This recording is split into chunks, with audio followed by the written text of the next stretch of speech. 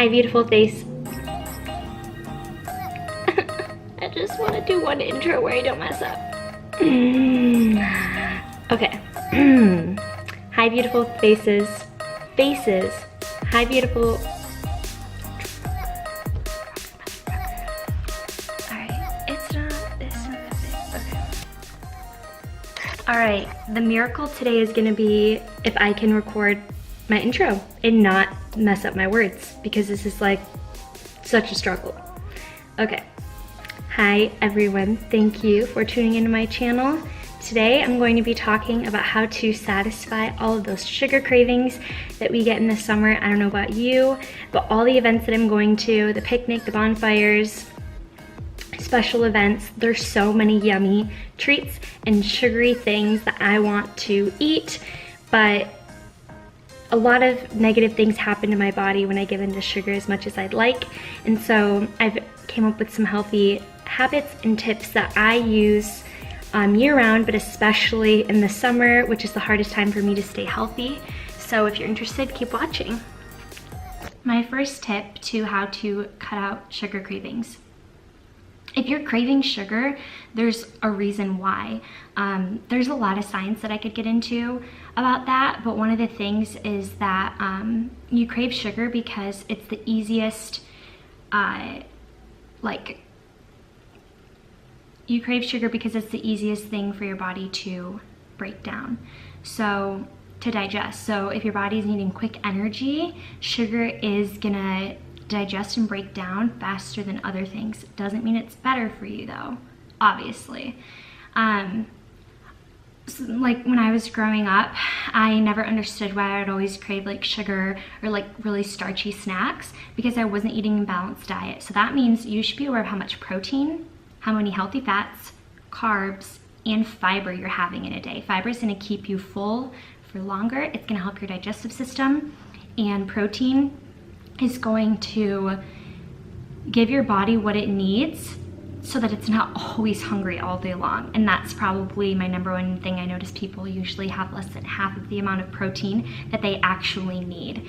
So I know you've heard it time and time again, but your sugar cravings are not going to go away until you start eating a balanced diet. My second tip is drinks. I'm just gonna put drinks in like the same category so I can explain what I mean by that. So first, water. That's super obvious.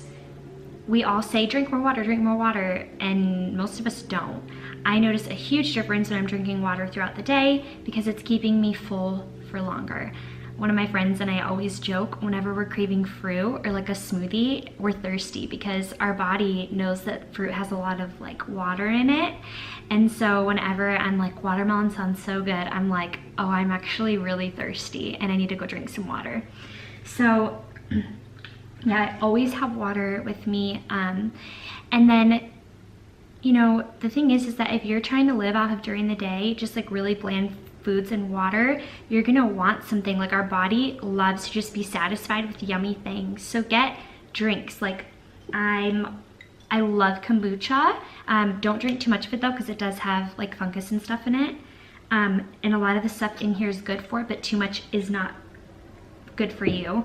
I love these packets. These actually, I'll show you, have caffeine that I add, or that are added in them, and they're Crystal Light, and I use those for if I need like a pick-me-up at the gym and I don't want to do like an energy drink. I love LaCroix. Any type of sparkling water. I used to hate sparkling water. It's like my favorite, and I look forward to that, like having a LaCroix at dinner. And so the key is that you want to still be eating foods that feel exciting to you, that you know, like tonight, I'm probably gonna make gluten-free, dairy-free pizza. They're great ingredients, but like my body's excited. My mind's excited to eat that because it's so delicious.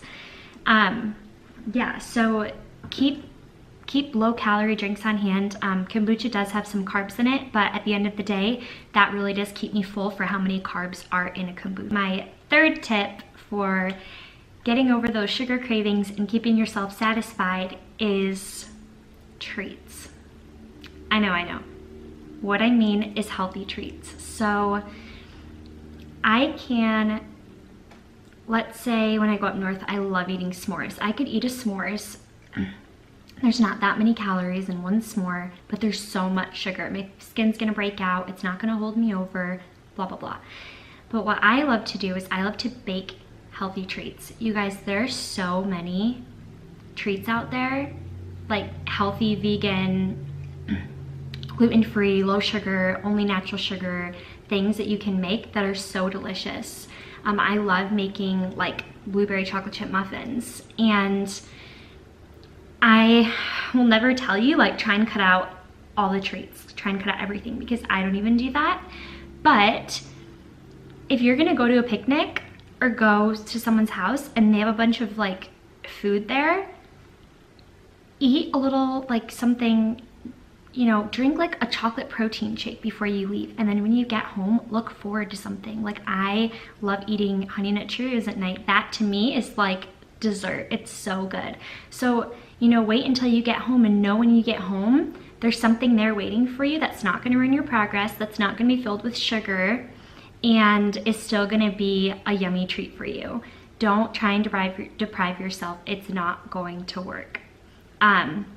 Another thing that's amazing in the summer, especially if you live somewhere where it's really hot like I do and humid, are these, they're like make your own popsicles. And I got these at IKEA, but you can get them at like grocery stores.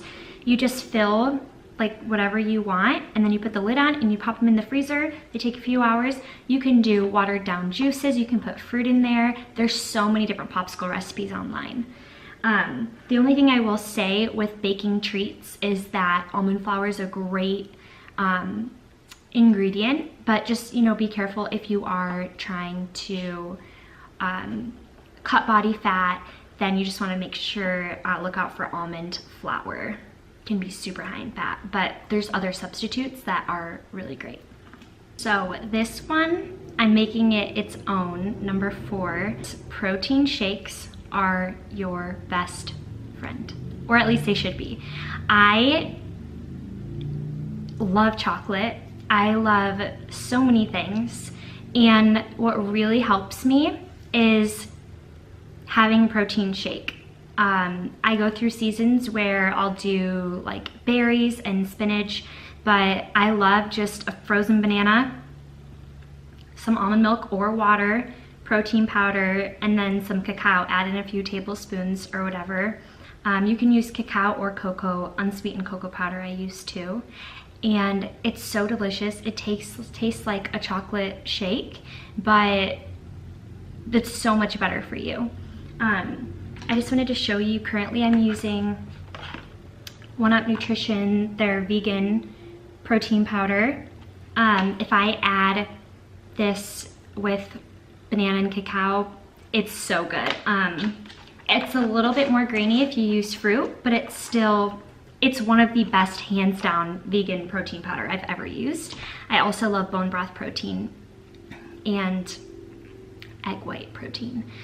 So banana ice cream, throw in some bananas into a blender, a little bit of water, and then cocoa powder or whatever you want to do to sweeten it, and it's so good. Can be a little bit high carb depending on how many bananas you use, but so much better than ice cream, no dairy. It's a great choice. Also, stevia is an amazing natural sweetener to use. Do your research, you guys. There's so many delicious things out there. I am such an advocate for you can make anything taste good. People out there say that they don't like vegetables. My argument is you've never had vegetables made the right way. Throw on some homemade dressing or some avocado sauce and it tastes like candy.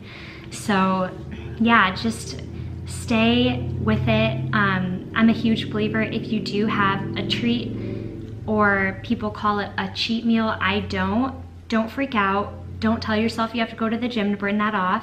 You don't. It's all gonna be fine. I have really learned to get rid of like the shame after eating something or the regret. If you eat something, it's done, it's in there, try better the next day, but you are way more powerful than you want to be. And I don't think that there's anything wrong with before you take a bite, of that cookie that somebody probably bought at the grocery store that isn't even that good, to just think, wow, I worked really hard at the gym today. Is this worth it? If it is, eat that cookie and enjoy it. If you can find something better that's better for you and yummier later at home, wait until you're at home. All right, and number 5 is probably the most important.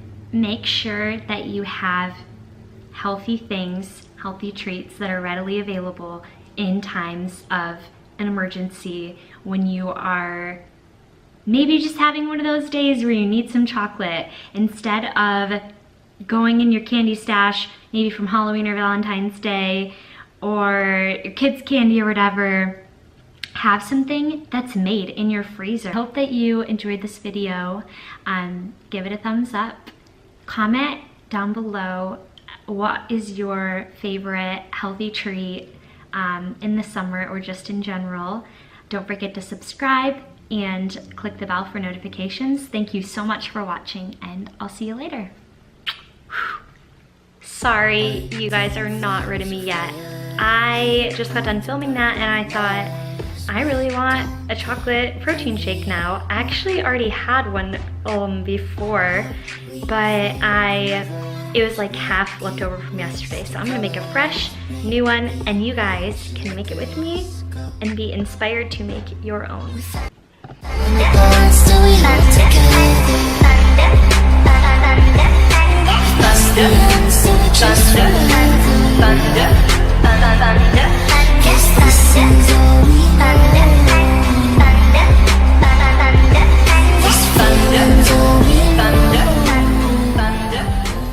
I hope that I inspired you to go make your own healthy treat and to really enjoy your food this summer. So thanks again for watching, you guys, and I'll see you next time.